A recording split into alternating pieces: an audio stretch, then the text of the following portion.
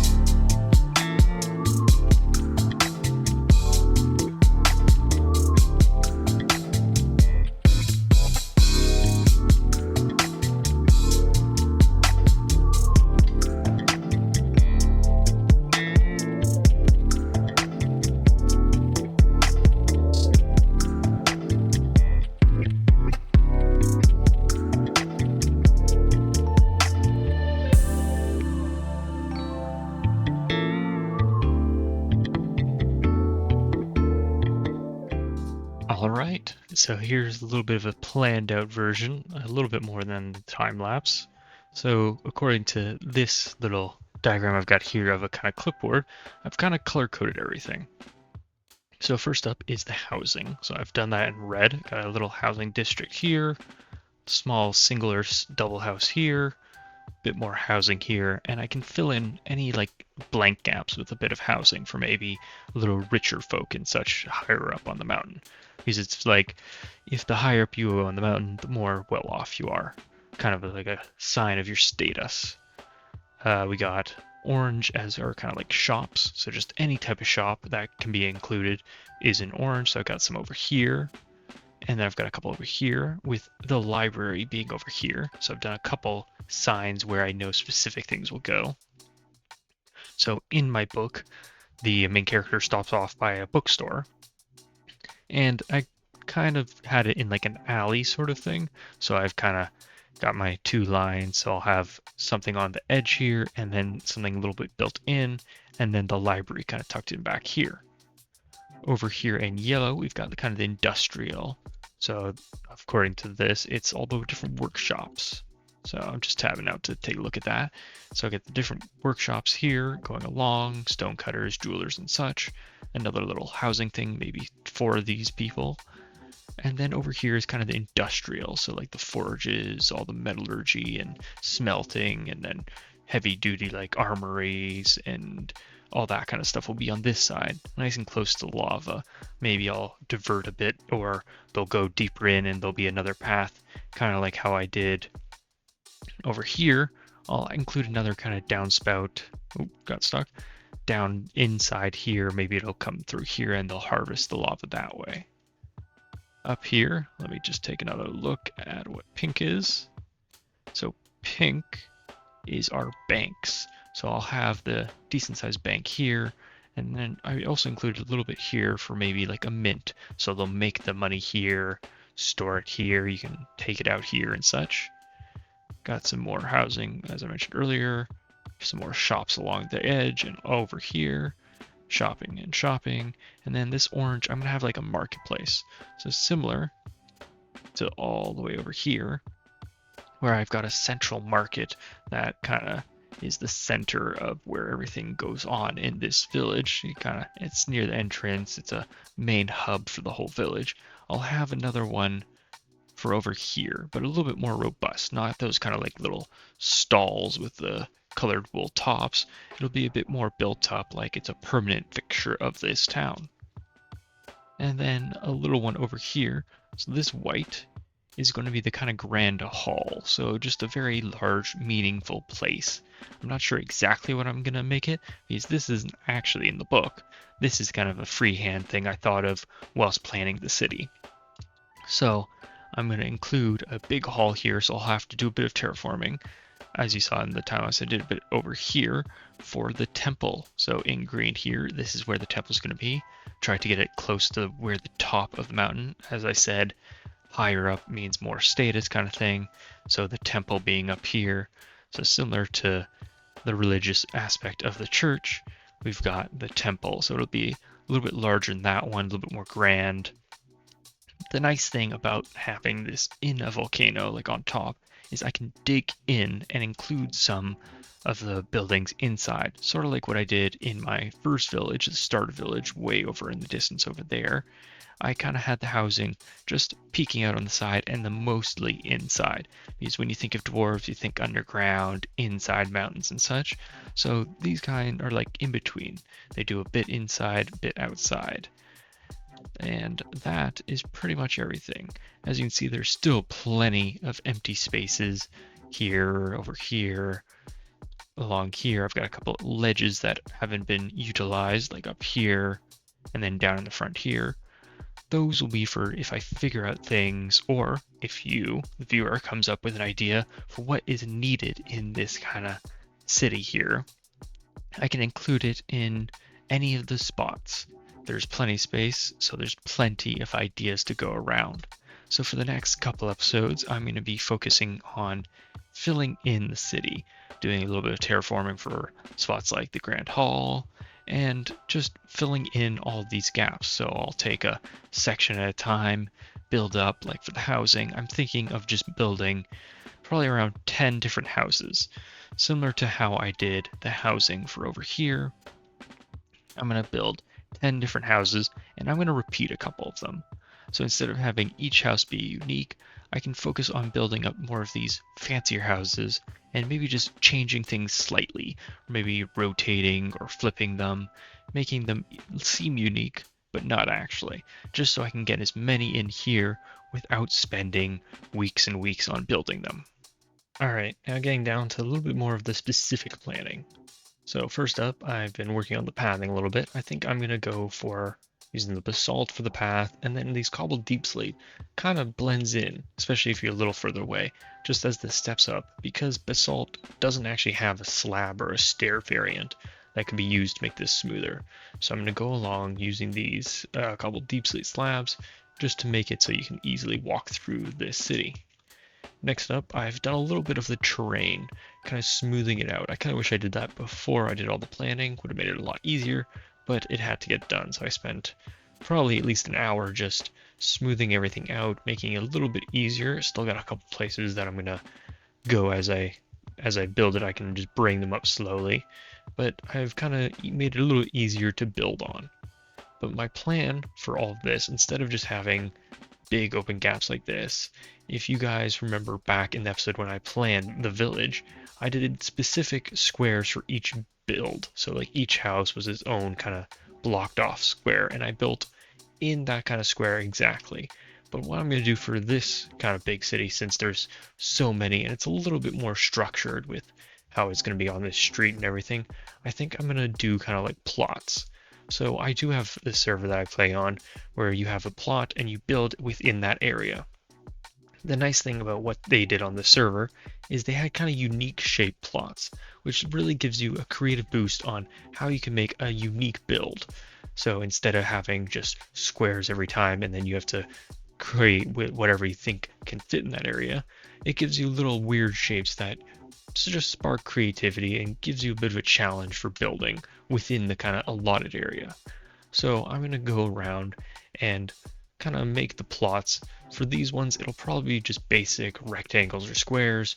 And then once we get into the different areas, like when they're getting higher up on the mountain, there might be specific areas because like over here, this ledge isn't a perfect square. So it'll give space for if I want to make it a little bit more unique. So let's go back for a little bit more time lapsing. This episode is a little bit time lapse heavy because it is the planning episode, and me doing the specifics takes far too long for it to be recorded at the real speed. So being able to record it with flashback, which I'm using, it helps just speed up the process, and you guys can still see the journey I'm going on of planning all this without having to sit with me for hours while I kind of just mindlessly draw lines with color. So let's get to planning each individual plot.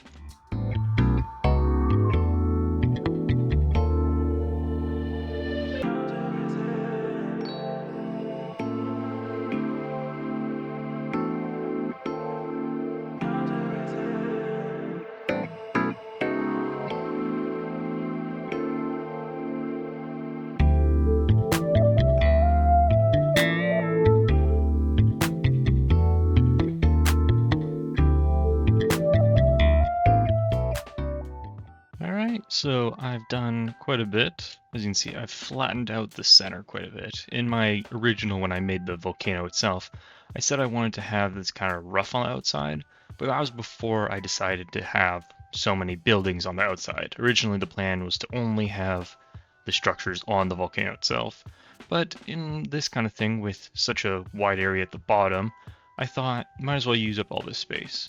So instead of having it rough on the inside, I think I'll roughen up the outside. So I'll push back the black stone a little bit, get the grass back a little bit further, and then when I have these kind of painted little bits here, this will turn into like rough, like the rough terrain, kind of like what it is here. I smooth it out because it's used. It's a lived-in area, so they've made it easier to walk around. They don't want to be walking up and down boulders every day just to get to work. So I've kind of gone around. I've done this section and then this section over here, as you saw in the time lapse.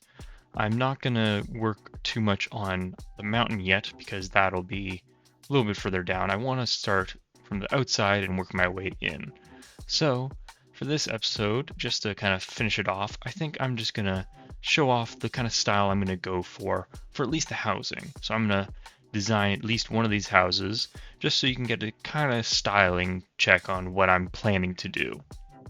So I've got to kind of, haven't made the plan yet, so I'm going to go and do a bit of research, look up a couple different styles, find something that kind of works for this style, because over on the village, we have these very wooden builds, and for the lava, you can't really use wood, so I've got to get creative using the different stone types and things like that. But I don't want to go too dark, like have it blend in sort of like the walls have. I want it to stand out slightly because you don't want it to just have a bird's eye view and just have it just all black and gray. It's just not as interesting that way. So I'll try and figure out a way to kind of blend it in a little bit, but have it stand out. So I'm going to go do a little bit of planning and then I'll hop back in with you guys and we'll see how far I've come.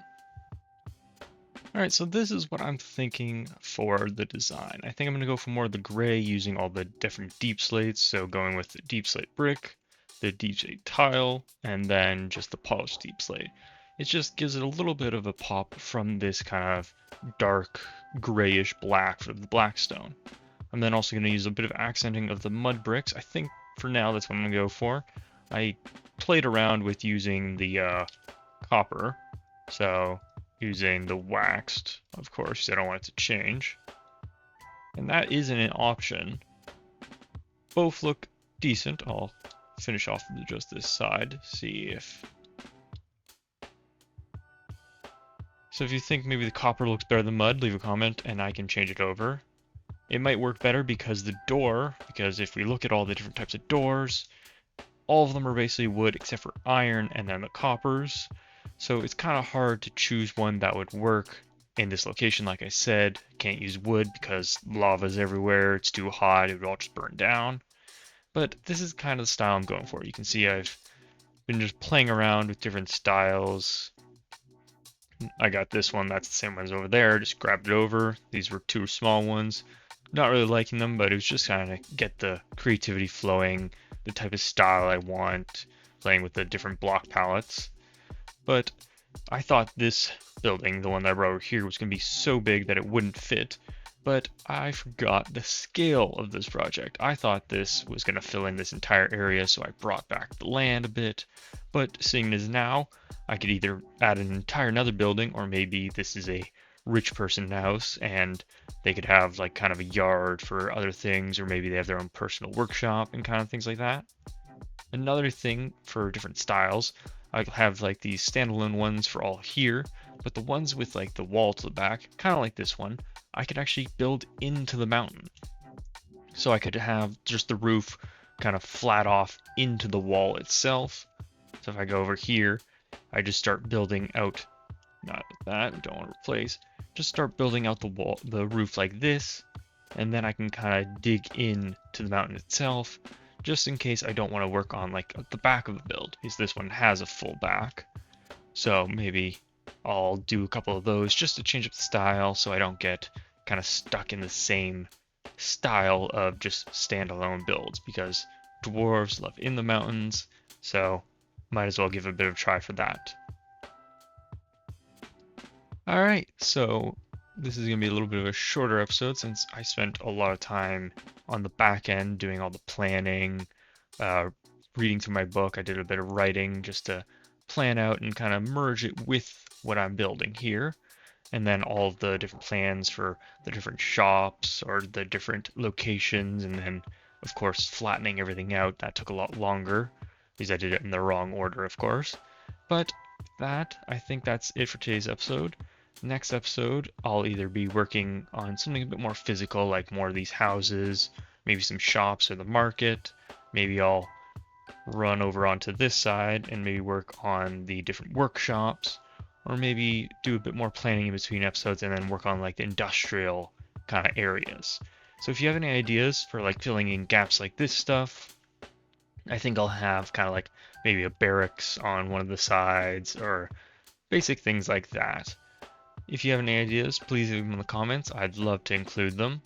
And I'll give you a shout out if you give something that I think will work with this kind of location. So if you enjoyed this episode, please leave a like and subscribe for more episodes coming soon. Until next time.